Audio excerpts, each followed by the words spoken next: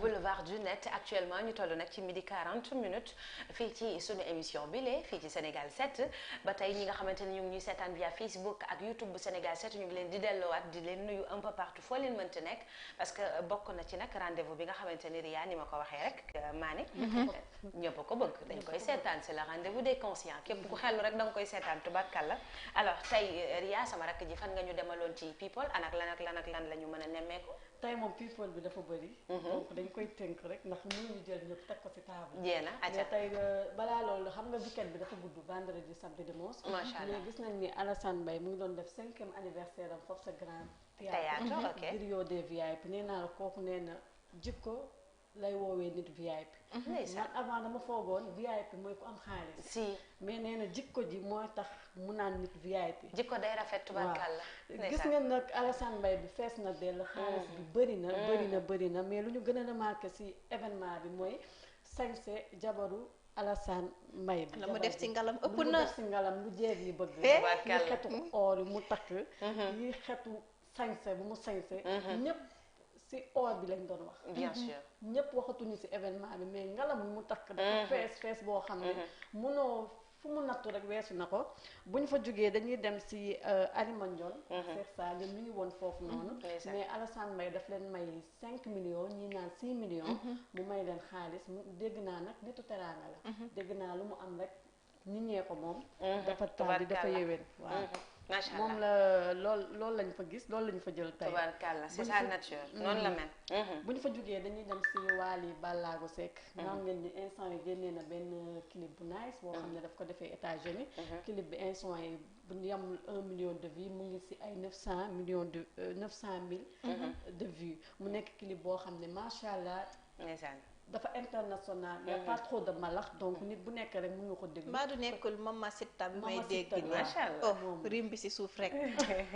mbaa du danga say yëg sa bopp dama say yëg sa bopp 100%. ñu gis ni tamit ci weekend bi dafa génnee ay yenn single yu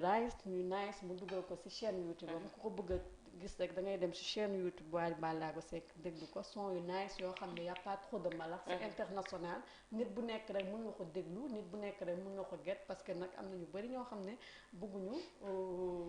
malax. son effectivement ñu bari sax ci yenn commentaires yi nee na ñu koy ñaanal yàlla na am disque d'or donc loolu lañ koy ñaanal. allahumma amiin bu ñu fa jógee dañuy dem ci Sidi Diop ñëpp xam nañ ni Sidi Diop instant yi moom. almadi bi moom moo ko téye ak loxoom. samedi de moom ñëpp fa lañ jëm. samedi moom day xam nga tarbumaay dafa ne caw sa xiir. xale bu yaru da koy caw mais instant yi dafa mel ni Sidi Diop mooy caw xale yëpp. cawul de day bàcc. day bàcc ni ko olof di waxee. donc gis nañ ni instant yi moom wax dëgg kenn du chéréem bi mu way chéréem bi ñun ñaa ngi koy TikTok tubarkalla. instant yi gis nañ que Almadi 5 moom instant yi mu ngi koy toj bu tëggee day fees dell ambiance bi day neex. ñëpp dañuy bëggee ku nekk ku fa ñëw rek da ngay kontaan. donc da ngay firi. bu ñu fa jógee dañuy dem ci groupe Tous Tassar. ceeb yooyu ay laay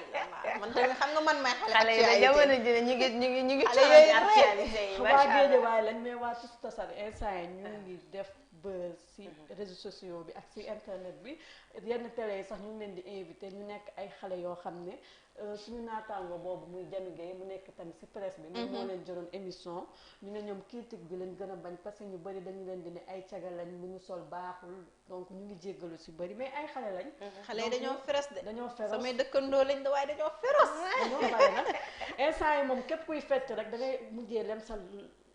tànk mu jekk teg ko côté na xale yi instant yi ñëw nañ dañoo mën a feeñ xam nga chaque année rek ak ku ñëw at mu nekk ak ña cay xew tubarkalla instant yi moom waa Tous Tassar ñoom ñoo xew ñooy lëmbe dëkk bi ñooy ruube dëkk bi ñu nekk ay xale dañ leen di ñaanal carrière bu gudd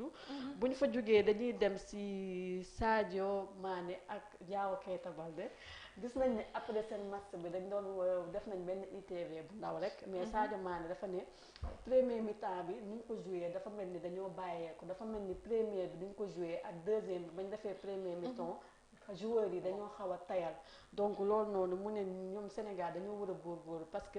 amul benn dëkk boo xam ne moom moo leen ëppale joueurs yi mag donc lu Diao Keita Baldé tamit confirmé na loolu waaye mu mel ne aussi si information people boobu nde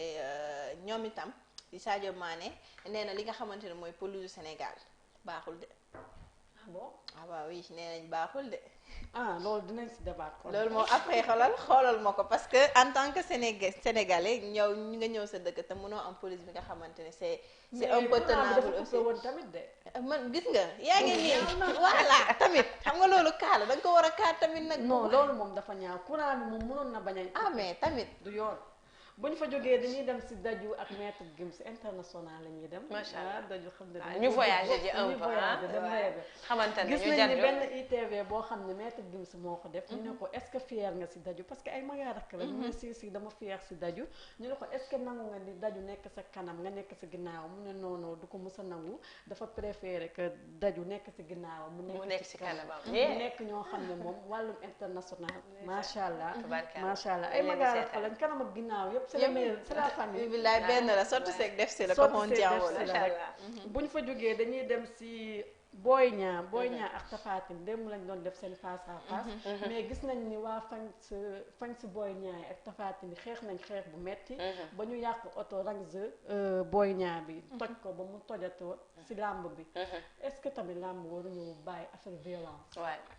ñu fair play vraiment tamit parce que toujours ñu woote fair play aussi nañ ko gëm bu mu doon lu ñuy wax mais nañ koy dund aussi nañ koy dund bu ñu fa jógee dañuy dem démb si signature contrat bi sama fans bi Balla Gaye dafa ñëwaat à force ba pare tëkku Bombardier ne ko xar bu màgget du ko xam parce que si karaw bu weex bi c'est-à-dire kii lay waxal Bombardier ne ko yow da nga màgget donc kattanam daal dafa jeex daal si loolu la ko bëgg a waxee démb daal daf ko tëkku carrément mais combat bi noonu lañ ko gisee en tout cas de xam naa si dara de doolee koy bëre de macha allah lu leer laa la tegal ndax ñoom ñaar ñëpp a pare doolee koy bëre de dina ko dóor dina ko daan Ria 4 combats la am na ci année bi pas année bi sax est-ce que mën na ko bëree si année bi bëri na de en tout cas toute façon am na Gris man nag bëgg naa ci côté làmb ji aussi ñuy xaw di décentraliser bañ ji dëgg la dañoo bëgg indiwaat làmb parce que gëj nañ ko def mais bu ñu fàtte mbëri ndaw yi aussi parce que ñoom dañuy sonn parce que démb am na benn làmb ju neex ju amoon samedi bu amoon fële ci arène nationale ki nga xamante ne mooy cadreur bu mag bi ànd ak Max Mergan di fàllu ñoom demoon nañ fa macha allah bëgg naa ñëw aussi ci actualité yépp macha allah comme ni mu ko indee sama rakk ji waxoon naa leen bu pipalee ngeen puus macha allah mais ata ñëwal bu ñu fa jógee dañuy dem si Pathé Sène ñëpp xamee nañ ko benn phase borom Adja ñëpp xamee nañ ko xam nga Sénégal dañoo tàmm benn phase bu ñu la xamee boo wàccee yoon nag da ngay dégg ay critiques c'est vrai gis nañ benn vidéo buy circuler ci réseaux sociaux bi benn gel def nii jetam bu rafet tëdd ci kawam xëcc caleçon wam bi nii ñu bëri nag yenn Sénégalais yi amul kenn ko rafetul ñëpp ko ñaawlu mu nekk loo xam ne moom rafetul ci image bu doon sama papa dama ko nangu donc mu nekk nii Pathé Sène voilà léegi ñu bëri di ko critiquer naan ko lii du yoon lii waru ko def parce que tamit xameewuñ ko face bi en fait loolu la en tout cas doy na waar loolu mais nag nañ jàpp ne li nga xamante ne mooy série parce que si loolu lay yëngu buñ la joxee benn rôle nga koy jouer c'est diamétralement opposé ak la personnalité de la personne en fait mais xam nga Sénégal face buñ la xamee rek moom mooy dem c'est ça mais il faudra que ñoom ñu changer seen mentalité au fait man dégg naa fi benn kilifa ne sénégalais du miñ télé te boo xoolee dëgg la lépp loo def rek dañ lay critiquer mais nag nañu xoolaat parce que ay xale ñoo leen di seetaan te gis nga nit boo amee benn profil buñ lay jox bu ko wàcc parce que profil boobu noonu da nga ko écarté bu yàgg ba nit ñi gis ko même bu dee meloo noonu parce que ñii di jouer ñëpp presque ñu ñuy leen di jox yenn rër yi moomuñu ko mais da ngay sóoraale parce que loo fi gis rek day jeex suba di nga màgget donc nañ sóoraale yenn tournage yi macha allah mooy lu am solo fi nga daanalee rek laay yëkkatee. damaa mës a toog ak benn réalisatrice bu mag mu ne ma Thiat dafa am loo xamante ni ñun Sénégal moomuñu ko. beneen bi ci topp mooy on n'a pas besoin d'être vulgaire pour que nit ñi comprendre ñu. pour que ñu vulgariser suñu message. parce que il faut pas aussi oublier que ni que ça soit muy ngay jàngi que ça soit muy ngay setantale que ça soit ngay déglu émission bu maane di def ak Ria. ñun dañuy représenter ay maîtres. je ne me poste pas ci statut maître non mais le fait que nit am na lu mu xamul nga wax ko rek jàngal nga ko loo xamante ni peut-être mën na ko servir fii ak fu mu jëm. donc man de bu ma sañoon ñuy éviter yenn scènes yi nga xamante ni parfois dina heurter la sensibilité de la personne. day détourner sax xale yi nga xamante ne xamuñu dara. parce que dañuy le fait que takk rek am nañ possibilité ñu visualiser ko. médiatiser ko dañuy jàpp ne bon c'est lu baax ok lu baax wala c'est faisable. mais parce que ñoom bala ñu comprendre quel est le pourquoi. day fekk ñoom ñu def ko ba pare. ñun on a une société boo xamante ni dañu mën a copier mais duñu jàng. duñu jàng ci lu am mais ñu dañuy copier parce que toujours cinéma yi ñuy seetaan wala série yi ñuy seetaan ni. bala ñu laa wax quelle est la raison day fekk mu war a muy nekk ci waaj a jeex na te kii te di kii seetaan moom am na boobu mentalité toog voilà donc loolu dafay nekk yu am solo ñëwal parce que tey sa actualité dafa am solo benn bi mooy Pawlish Mbaye xam nga moom moom chaque jour moom nee na bëggul fay Pawlish Mbaye de gis nañ mu def benn vidéo bu am solo boo xam ni volet xam nga luy volet déedéet ñëw ci xale jigéen ñi ñu bëri instant yi moom la ñuy utiliser benn garab la boo xam ne drogue la boo ko naanee rek da ngay am envie góor doo xam foo nekk c'est une sorte d'aphrodisiaque en fait comprimé bi jógewul sax Sénégal Gambie lay jóge donc nekk na garab boo xam ne bés boo ko defee rek yow doo xam fooy nekk góor rek ngay gis da ngay am envie góor léegi nag Pawlish démb daf ci def vidéo bu am solo Abdou Bal ñu nga affiché li actualité bu people bu Ria Diallo ñu dem démb nag xale bu démb Pawlish vidéo bu mu def nee na moom du takk xale bu jigéen buy volé donc xale jigéen yi bari moom la ñuy def ne bu dee baax na rek mën nañ saytaan vidéo Pawlish bi après ma teg tàggatoo acca jeex na bu fekkee baax na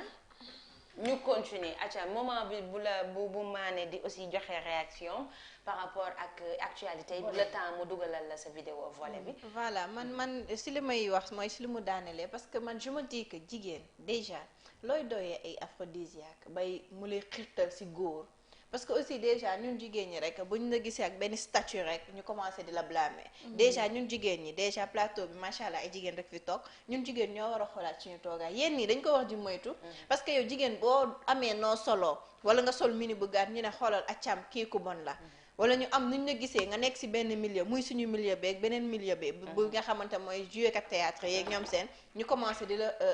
la blâmer di la taxer li nga xamante ne mooy prostituée te fekk ne doo si lenn laale woo si takk woo si donc bu ñu ñëwee yenn produit di ñu koy jéggaan di ko ni si suñu réewum Sénégal jigéen ñi ko waroon njëkk a daw parce que jigéen ñi jamono ji boo xoolee Ria juumoo de ñoom ñooy gën a drogué nga ne dégg naa date bu neex la lay jox déggal mu naa am jom ba pare dalay jeexloo dalay ngacc te volet nekk na loo xam ne boo ko xasee ba tàmm boo ko amul mën nga jaay sa matos yi nekk sa néeg yëpp pour at dafay chronique c'est comme de la drogue en fait da lay chronique parce que si lu ma jot a dégg ñuy volet daaj bu mu lay jox moo dàq suba la tabaski mais en fait ça ne te permet pas Thiat nga fàttali li nga xamante ne mooy say problème momenté la soo paree day ñëwaat da lay yokk problème au contraire donc il faudra que ñu conscientiser waat suñu bopp delloo si waat suñu bopp bu baax a baax te xam ne lu góor ñi di def mu leen di jigul benn yoon waxuma la sax ñaari yoon mais benn yoon sa jigu ko jigéen donc nañ xoolaat suñu toogaay bu baax a baax c'est très important li nga indi tey macha allah muy lu am solo incha allah bala moo jeex dinañ ko tegal vidéo bi nga xamante ni moom mooy tax ñu mën a xam loolu di volet di nekk benn sorte de drogue nan lay manifesté wu ci nit ñi incha allah man nag li ma ci indi rek mooy li ma la waxoon sànq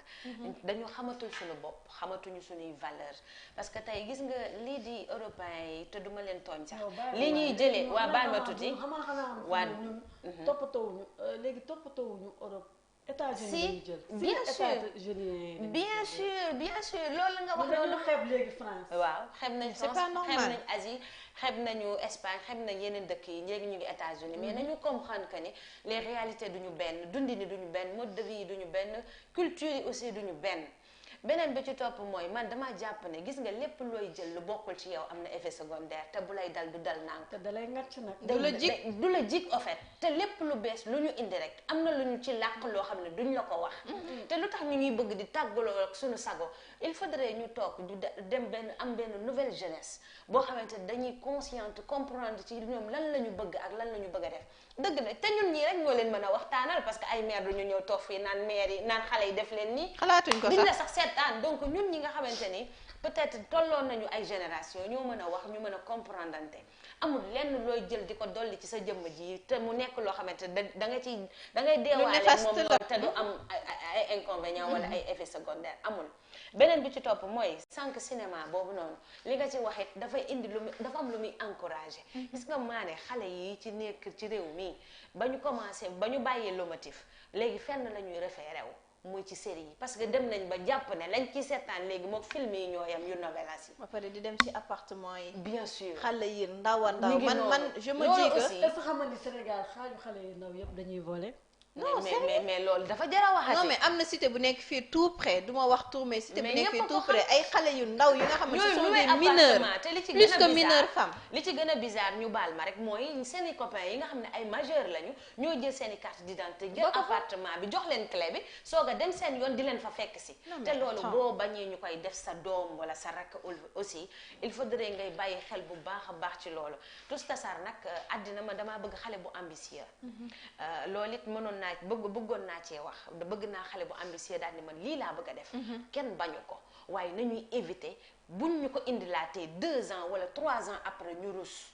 ak lu ñu nekkee ci rythme ak lu ñu nekkee ci événement ak lu ñu ànd ak pression wala ay émotion aussi nañu sàmm suñu bopp ci su côté port vestimentaire. xam nga buzz dafa xew ku ci nekk ak nu mu koy bëgg a fëllee. man j'aime bien buzz bu positif. c'est ça au fait parce que buzz bu positif moo dul deñ gis nga succès ak nekk star ak nekk koo xamante ni da nga célèbre. c'est éphémère. du benn xam nga man j'aimerais bien nit bu nekk star et non pas ma célèbre benn moment ma deñ donc dafa am loo xamante exister donc existence boobu noonu yaa koy liggéey du lu ñuy waxtaanee nii pour da nga koy xoolee suñu papa Thione mi ngi noonu est-ce que nit ñi gëm nañ ne dem na jamono ji lu mu woy parce que ba tey mu ngi koy sentir ci suñu bopp ñaa ngi koy bëgg mu ngi noonu donc nañu koy éviter critiquer wuñu kenn parce que ñun toujours gis nga bi ñu bëggee lii ñuy def sax dañu ci accompagner j'aime bien une personne bu ambitieuse macha allah mais ak lu mu ci mënti doon nañu xam ne tôt ou tard dañ koy jógee imaginer xale yi jigéen yi nga xamante ni yenn saa yi da nga leen di gis TikTok dañuy jox ko ma macha allah mais da nga ciy gis koo xamante ni yàlla rek moo xam bu demee ba génn àdduna ñuy jëlaat ay photom di ko riposte rek loolu war na tax ñu muus parce que si groupe tous tasar boobu am na ci ko bañ leen gisee si benn sabar ki ngay wax mooy Jami Gueye kenn ki teint noir bi dafa yor doom di ko nampal loolu est-ce que image bi rafet la te yaa ngi sol li nga xamante ne skiwul fee na ko nee na xale la donc xamu ci woon dara mais bañ ko waxee mu bàyyi ko wala bañ ko critiqué après bàyyi na ko donc espérons que dinañ avancer yàlla ni suñu borom dimbali Ria ba ñuy am ñu ñuy teg ci yoon di ñu wax te bañ ñoo nax di ñu wax dëgg ñu bañ a rëy aussi bañ a rëy nag ba yàlla nañu ko yàlla may ci barki Nabil Moustapha en tout cas tey people bi tàng na jël neex na kontaan nañ ci de suñu xol sedd na macha allah dañuy dem seetaan vidéo bi daal di ñëwaat à tout à l'heure tous boy fu ñuy tramé tey fu ñuy defee ci volet bi tey fan la tey samedi bi tey fu ñuy defee volet mayul ma xale bu jigéen buy def volet samedi ñoom ñooy génne koy jàmbur yi samedi koy xale yu góor yi samedi ba samedi lañuy génn parce que xale yi samedi lañuy tram samedi lañuy volet ay arrêté faire genre la volet arrêté faire genre la ba tam ñu naan metti nii boo leen nii rek jàpp ne ñi génne koy jàmbur yi nii ñoom du xam moo tax tudd metti nii lan mu gën a neex ci chef yi bébé lan mu gën a neex nga toog xale pendant pas pour chef yi tey fu ñuy lekkee ngeen non bébé ñu dem lekk glace ñu dem lekk glace ay grand café nga dem naan foofu glace wala nga lekk glace wala nga sangoo glace mais xale bu jur naa bébé tey fan lay chef yi et Ousmane tey fu ñuy defee nii metti tey fu ñuy tramé du ma doxal xale boobu mukk waaye tram bi tey tous boy tey fu ñuy defee volet ak tram ak fu ñuy metti ni xale bi bu naan metti ni ñii génne koy jàmbur yi nii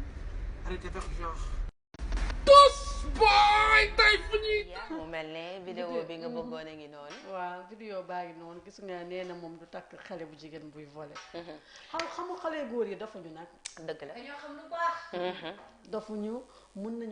nañ doxaan xale bu rafet bu mool mais takk bu jotee dañuy xool ku toog ji wala ku réglé ñu takk ko. macha allah muy lu am solo loo xamante ni kenn ku ne. dina si ñëw ajara si joojo mbaay rek si yow. kenn ku ne war na cee bàyyi xel macha allah mbégte laa doon am bu mag a mag sama rakk ji doon ànd ak yow wax dëgg yàlla am na solo xam naa ci kanam di nga ñëwaat parce que xam du ñàkk nga toog ak ajaratu Jooda Mbaay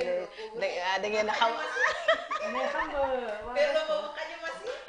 dégg nga noo xam nga nañ bàyyi mu sedd. maane taalal sa micro yow it sa yaram tàng na yow fi boole jàpp na la ne alors Ria dama lay bàyyi nga tàggoo ko daal di ñëwaat léegi